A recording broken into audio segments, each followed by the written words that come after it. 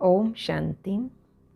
आज 29 सितंबर 2020 बाबा के महावाक्य हैं, मीठे बच्चे, तुम्हारी पढ़ाई का सारा मदार योग पर है। योग से ही आत्मा पवित्र बनती है, विकर्म विनाश होते हैं। प्रश्न है, कई बच्चे बाप का बनकर फिर हाथ छोड़ देते हैं, कारण क्या कारण होता होगा? बाबा ने दो बातें बताई इसमें। पहला है, बाप को पूरी रीति ना पहचानने के कारण, पूरा निश्चय बुद्धि ना होने के कारण 8-10 वर्ष बाद भी बाप को फारकती दे देते हैं, हाथ छोड़ देते हैं, पद भ्रष्ट हो जाता है। और दूसरी बात बाबा ने कही, क्रिमिनल आई, अंदर कहीं विकारों की आकर्षण होने लगी, तो क्रिमिनल आई होने से माया की ग्रहचारी बैठ जाती है, अवस्था नीचे ऊपर होती रहती है, तो भी पढ़ाई छूट जाती है। तो पहला निश्चय बुद्धि ना होना, पूरा पहचाना नहीं बाप को, और दूसरा है क्रिमिनल आई और माया की ग्रहचारी बैठी। ओम शांति।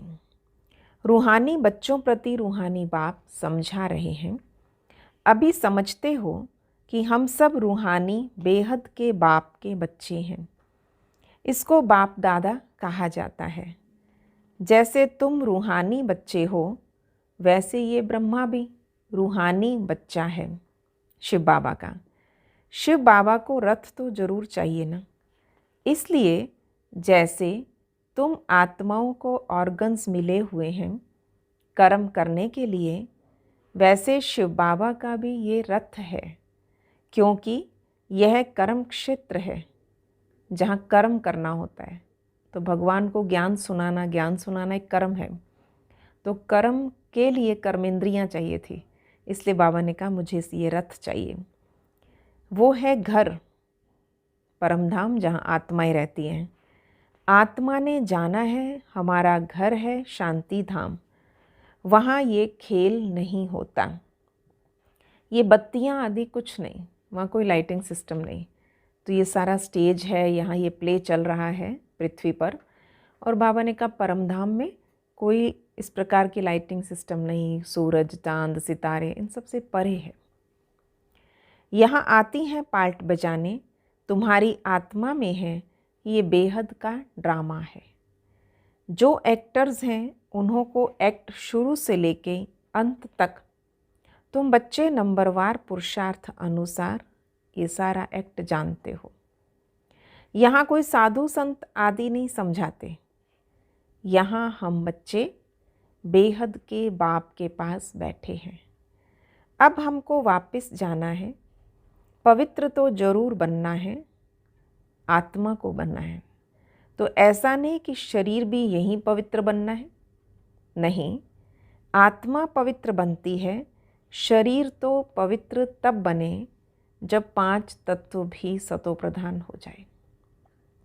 अब तो तुम्हारी आत्मा पुरुषार्थ करके पावन बन रही है। वहाँ आत्मा और शरीर दोनों पवित्र होते, यहाँ नहीं हो सकते। आत्मा पवित्र बन जाती है तो फिर पुराना शरीर छोड़ती है, फिर नए तत्वों से नए शरीर बनते हैं। तुम जानते हो हमारी आत्मा बेहद के बाप को याद करती है या नहीं करती, ये तो स्वयं ही स्वयं अच्छे से जानते हैं, आपको और कोई तो नहीं जानता ना। तो हम कितना अच्छी तरह याद करते हैं। अब तुम्हारी आत्मा पुरुषार्थ कर पावन बन रही है, आत्मा और शरीर दोनों पवित्र होते, यहाँ नहीं हो सकते दोनों के दोनों। आत्मा पवित्र बन जाती है तो पुराना शरीर छोड़ देती है, फिर नए तत्वों से नए शरीर बनते हैं। तुम जानते हो हमारी आत्मा बेहद के बाप को याद करती है या नहीं, तो ये हर एक अपने से पूछे। पढ़ाई का सारा मदार है योग पर। पढ़ाई तो सहज है, समझ गए ये चक्र कैसे फिरता है, पर मुख्य है याद की यात्रा। ये अंदर अंदर की बात है। ये याद कितना कर रहे हैं, अवस्था कैसी चल रही है, संकल्प कहाँ जा रहे हैं, ये अंदर गुप्त है, देखने में थोड़ी आता है। बाबा नहीं कह सकते ये बहुत याद करते हैं या कम याद करते हैं। हाँ, ज्ञान के लिए बता सकेंगे कि ये ज्ञान में बहुत तीखा है, पर याद का कुछ देखने में नहीं आता। ज्ञान मुख से बोला जाता है, पर याद तो अजपा जाप है। जाप अक्षर भक्ति का है। जाप माना कोई ना कोई किसी का नाम जपना, पर यहाँ तो आत्मा को अपने बाप को याद करना है। जाप नहीं करना हमने शिव बाबा शिव बाबा शिव बाबा, हमने बाप को याद करना है। अब याद क्या क्या आती है, याद विशेषताएं आती है, याद प्राप्तियाँ आती हैं, तो बाबा को हमें याद करना है। तुम जानते हो हम बाप को याद करते करते पवित्र बनते बनते मुक्ति धाम शांति धाम में जाकर पहुँचेंगे। ऐसा नहीं कि ड्रामा से मुक्त हो जाएंगे। मुक्ति का अर्थ है दुख से मुक्त हो, शांति धाम जाएं, फिर सुख धाम में आएंगे। पवित्र जो बनते हैं वो सुख भोगते हैं, अपवित्र मनुष्य उन्हों की खिदमत करते हैं। पवित्र की महिमा है और इसमें ही मेहनत है। आँखें बड़ा धोखा देती है, गिर पड़ते हैं, नीचे ऊपर तो सबको होना पड़ता, ग्रहचारी सबको लगती है।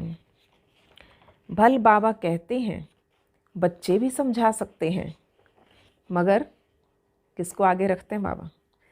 फिर भी कहते हैं माता गुरु चाहिए, क्योंकि अब माता गुरु का सिस्टम चलता है।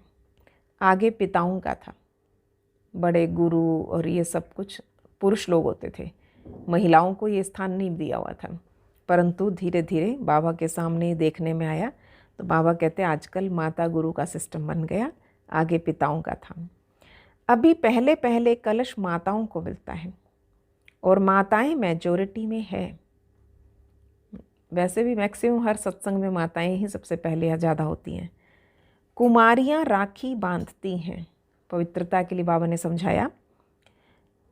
कुमारियाँ राखी बांधती है पवित्रता के लिए।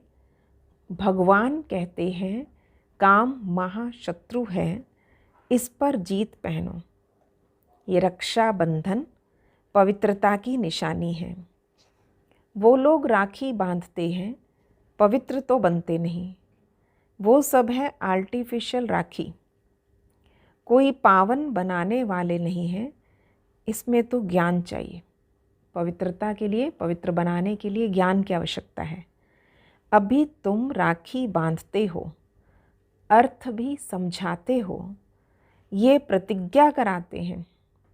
जैसे सिख लोगों को कंगन कड़ा निशानी होती है, पर पवित्र तो बनते नहीं।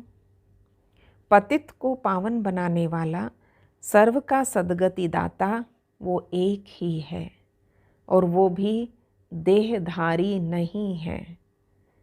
पानी की गंगा तो इन आँखों से देखने में आती है, पर बाप जो सद्गति दाता है उनको इन आँखों से नहीं देखा जाता।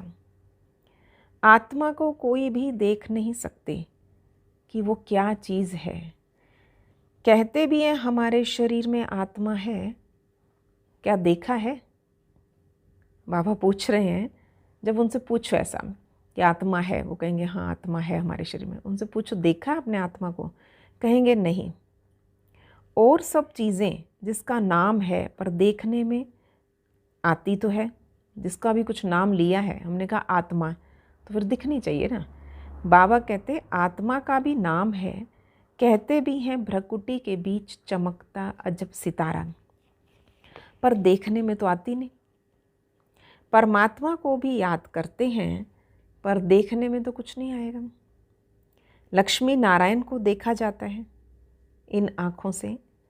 लिंग की भल पूजा करते हैं, परंतु वो कोई यथार्थ रीति तो नहीं है।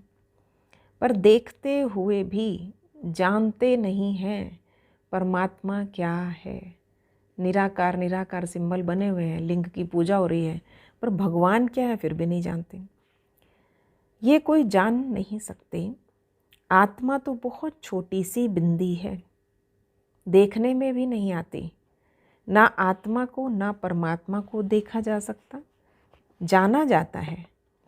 अब तुम जानते हो हमारा बाबा आया हुआ है इनमें, इस शरीर की अपनी आत्मा भी है। फिर परम पिता परमात्मा कहते हैं मैं इनके रथ पर विराजमान हूँ, इसलिए बाप दादा कहते हो।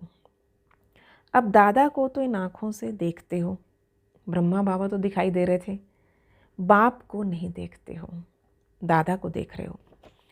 जानते हो बाबा ज्ञान का सागर है, वो इस शरीर द्वारा हमें ज्ञान सुना रहे हैं। वो ज्ञान का सागर पतित पावन है, निराकार है।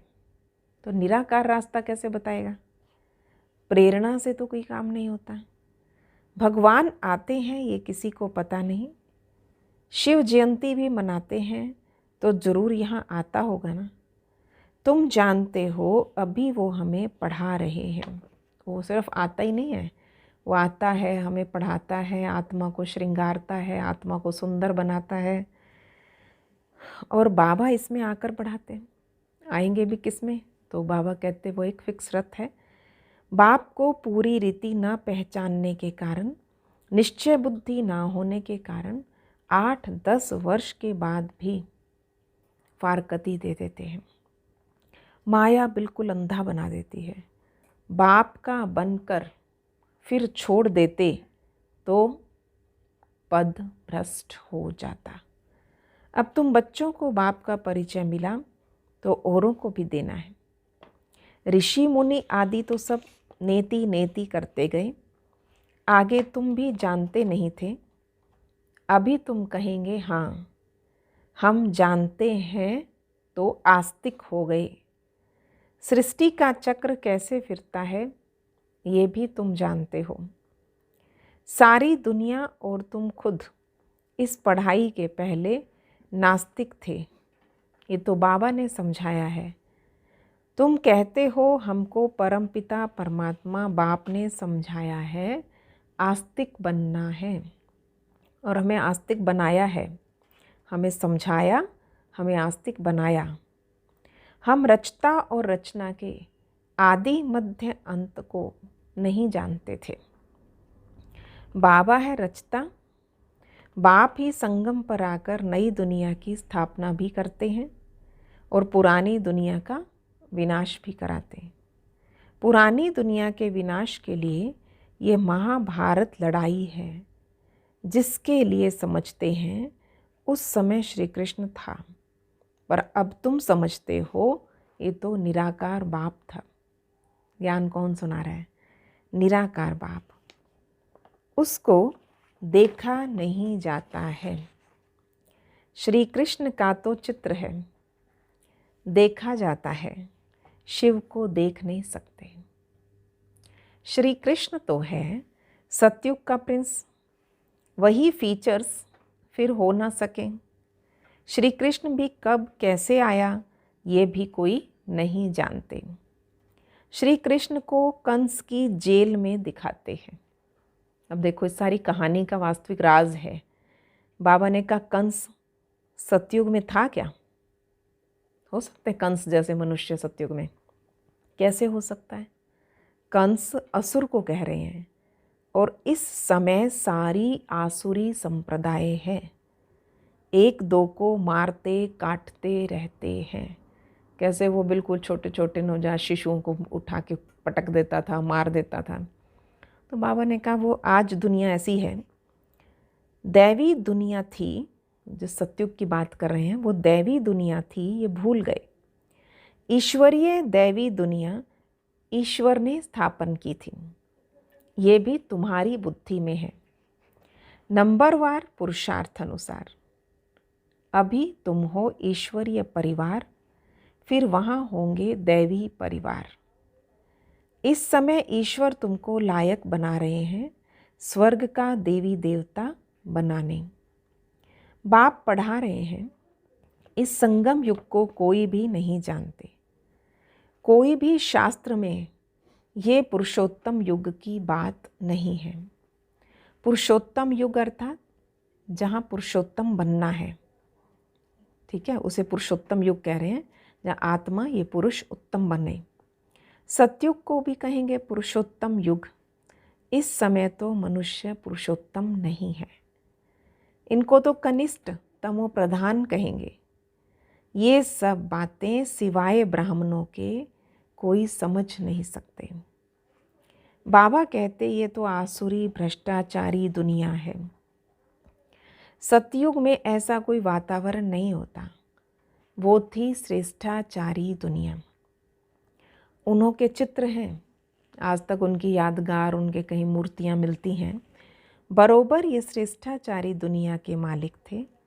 भारत के राजाएं होकर गए जो पूजे जाते हैं। श्री लक्ष्मी नारायण इसी भारत के राजा थे जो पूजे जाते हैं, पूज्य पवित्र थे, जो ही फिर पुजारी बने। पुजारी भक्ति मार्ग को, पूज्य ज्ञान मार्ग को कहा जाता है।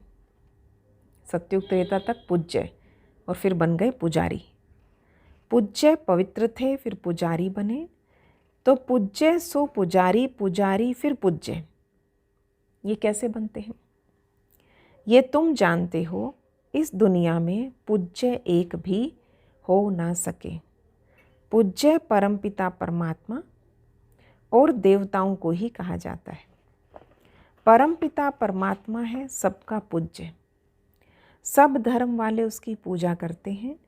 ऐसे बाप का जन्म यहाँ ही गाया जाता है, ठीक है। और किसी देश में ये मान्यताएं नहीं है, भारत में मान्यता है कि हाँ भगवान धरती पर आया था। तो बाबा ने कहा निराकार की पूजा उसमें होती है शिव जयंती पे। शिव जयंती है ना, परंतु मनुष्यों को कुछ पता नहीं कि उसका जन्म भारत में होता है। आजकल तो शिव जयंती की हॉलीडे भी नहीं करते, उस टाइम नहीं होती थी। जयंती मनाओ ना मनाओ तुम्हारी मर्जी, ऑफिशियल हॉलीडे नहीं है। जो शिव जयंती को नहीं मानते हैं वो तो अपने काम पर चले जाते हैं। बहुत धर्म है ना, एक तो भारत धर्मनिरपेक्ष देश है, इसलिए बाबा ने कहा इतने सब धर्म मठ हैं यहाँ पर। तो जो नहीं मानते होंगे शिव जयंती या शिव को, तो बाबा ने कहा वो अपने अपने धर्म में, वो अपने अपने काम पे चले जाते हैं। सतयुग में ऐसी बातें नहीं हैं, वहाँ ये वातावरण ही नहीं है। सतयुग में है नई दुनिया, एक धर्म। वहाँ ये पता नहीं पड़ता हमारे पीछे चंद्रवंशी राम राज्य भी होगा। जब तक सूर्यवंशी थे तो उसके बाद राम राज्य आएगा, चंद्रवंशी राज आएगा, ये नहीं उनको पता। यहाँ तुम सब जानते हो ये पास्ट हो गया। सतयुग में तुम होंगे, वहाँ किस पास्ट को याद करेंगे? पास्ट तो हुआ कलयुग, उसकी हिस्ट्री ज्योग्राफी सुनने से क्या फ़ायदा। यहाँ तुम जानते हो हम बाबा के पास बैठे हैं। बाबा टीचर भी है, सतगुरु भी है, और बाबा आए हैं सबकी सद्गति करने। सभी आत्माओं को जरूर ले जाएंगे। मनुष्य तो देह अभिमान में आकर कहते हैं ये सब मिट्टी में मिल जाना है। ये नहीं समझते कि आत्माएं तो चली जाएंगी, बाकी ये शरीर क्या बचता है फिर? मिट्टी में बने हुए हैं, ये पुराना शरीर ख़त्म हो जाएगा। इसको मिट्टी का ही कहते हैं, मिट्टी में मिल जाएगा। हम आत्मा एक शरीर छोड़ दूसरा जाए लेती हैं। तो ये दुनिया, इस दुनिया में हमारा ये अंतिम जन्म, सभी पतित हैं। सदैव पावन तो कोई रह ही नहीं सकता। पर सतो प्रधान, सतो रजो तमो होते ही हैं। वो लोग कहते हैं सब ईश्वर के रूप हैं। ईश्वर ने अपने अनेक रूप बनाए खेल पाल करने के लिए, ईश्वर की लीला ऐसा कहते हैं। पर बाबा कहते हैं हिसाब किताब तो कुछ नहीं जानते। वे कितने जन्म लिए होंगे, क्या क्या रूप, कितने रूप बनाए होंगे, है ही नहीं कोई हिसाब। ना खेल पाल करने वाले को जानते, बाप ही बैठकर वर्ल्ड की हिस्ट्री ज्योग्राफी समझाते हैं। खेल में हर एक का पार्ट अलग अलग है, सब काम पोजीशन अलग अलग, जो जैसा पोजीशन वाला होता है उसकी महिमा होती है। ये सब बातें बाप संगम पर समझाते हैं।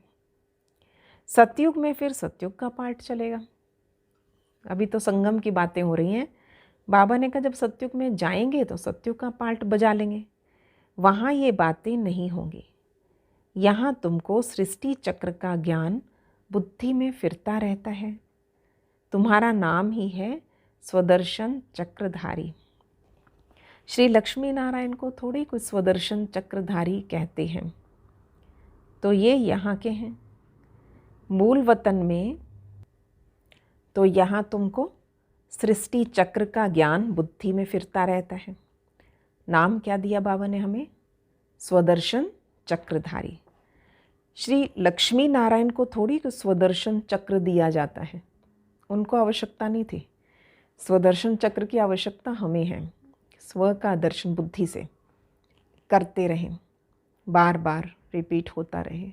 बाबा ने एक बार कहा था ना, बच्चे स्वदर्शन चक्र से तुम चक्रवर्ती राजा बनोगे। तो बाबा कहते हो संस्कार आते हैं जितना उन स्मृति में रहेंगे। ये है यहाँ के मूल वतन में तो सिर्फ आत्माएं रहती हैं। सूक्ष्म वतन में कुछ भी नहीं है। मनुष्य, जानवर, पशु, पक्षी आदि सब यहाँ होते हैं। सतयुग में मोर आदि दिखाते हैं, बढ़िया बढ़िया सुंदर सुंदर पक्षी। सतयुग में मोर आदि दिखाते, ऐसे नहीं कि वहाँ मोर के पंख निकाल कर पहनते हैं। मोर को थोड़ी कुछ दुख देगा। ऐसे भी नहीं कि मोर का गिरा हुआ पंख ताज में लगाएंगे, नहीं। ताज में झूठी निशानी दे दी। वहाँ सब खूबसूरत चीज़ें होती हैं। वहाँ गंदी कोई चीज़ होती नहीं। गंदी कोई चीज़ का नाम निशान ही नहीं है। ऐसी कोई चीज़ नहीं होती जिसको देखकर घृणा आए। यहाँ तो कलयुग में बहुत चीज़ें ऐसी हैं जिसको देखते अंदर से घृणा आती है। तो वहाँ जानवरों को भी दुख नहीं होता। सतयुग कितना फर्स्ट क्लास होगा। नाम है स्वर्ग, हेवन, नई दुनिया। यहाँ तो पुरानी दुनिया में देखो, बरसात के कारण मकान गिर जाते हैं।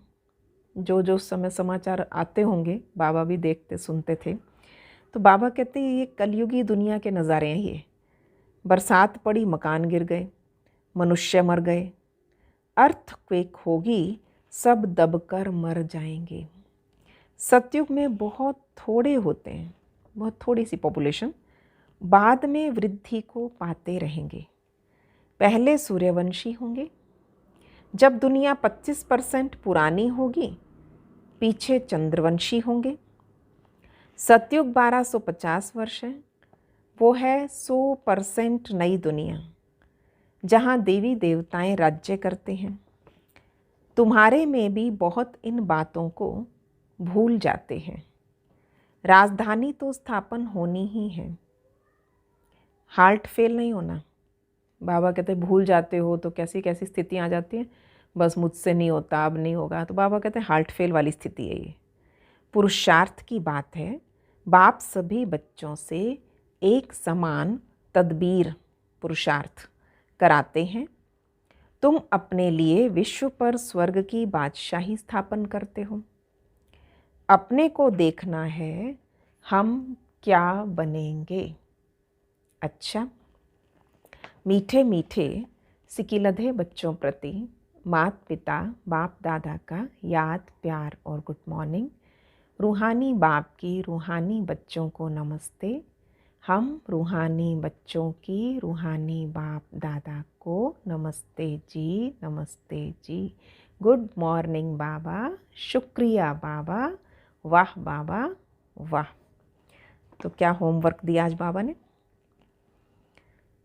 धारणा की खास बात जो हमें करना है, बाबा ने आज कहा है, एक तो पुरुषोत्तम युग है ना, सतयुग को भी कहा है, श्री लक्ष्मी नारायण पुरुषोत्तम थे, पर इस पुरुषोत्तम युग में स्वर्ग के देवी देवता बनने की पढ़ाई पढ़कर स्वयं को लायक बनाना है और पुरुषार्थ में हार्ट फेल नहीं होना।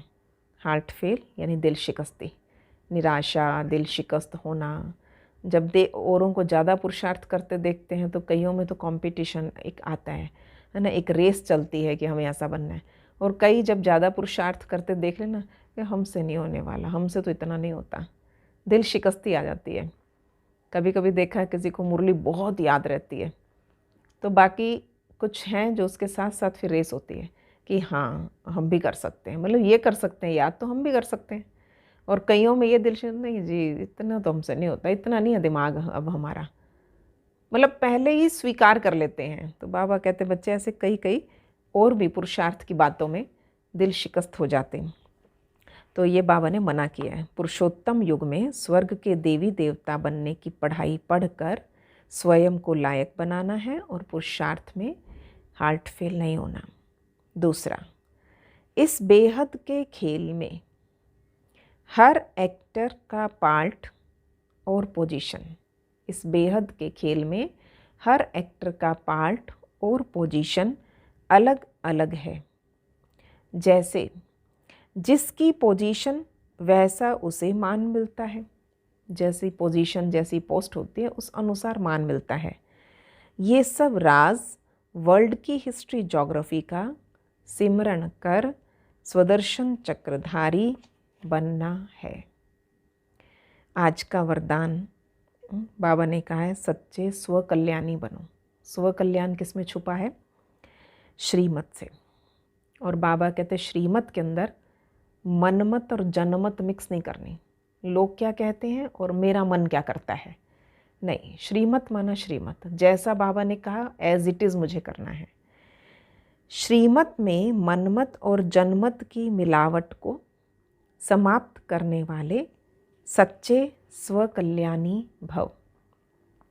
बाप ने बच्चों को सभी खजाने स्वकल्याण और विश्व कल्याण के प्रति दिए, लेकिन बहुत खजाने दिए हैं, पर दिए किस लिए हैं? या खुद का कल्याण करो इन खजानों से और फिर उसको सेवा में लगा दो। यही ज्ञान, ये सुख, शांति, खुशी, इससे पहले तो अपना कल्याण करो। फिर विश्व कल्याण के प्रति दिए, लेकिन उन्हें व्यर्थ तरफ लगाना, अकल्याण के कार्य में लगाना, श्रीमत में मनमत जनमत की मिलावट करना, ये अमानत में खयानत है। अब इस खयानत और मिलावट, ये दो अक्षर बाबा ने दिए हैं, इसमें नेगेटिव क्या है? अमानत में तो खयानत कर दी, दिया तुम्हें किस लिए था और तुम कर क्या रहे हो? मैंने दिया था स्व कल्याण विश्व कल्याण के लिए और आप व्यर्थ में वेस्ट कर रहे हो उसे। अब इस खयानत और मिलावट को समाप्त कर रूहानियत और रहम को धारण करो। अपने ऊपर और सर्व के ऊपर रहम कर स्व कल्याणी बनो। स्व को देखो, बाप को देखो, औरों को नहीं देखो। दो ही है देखने लायक, कौन? या तो खुद को देखो, चेक एंड चेंज, या बाबा को देखो जिसे फॉलो करना है। स्व को देखो, बाप को देखो, औरों को नहीं देखो। आज का स्लोगन है, सदा हर्षित वही रह सकते हैं जो कहीं भी आकर्षित नहीं होते। सदा हर्षित कौन रहेंगे? जो कहीं भी आकर्षित नहीं होते। ओम शांति।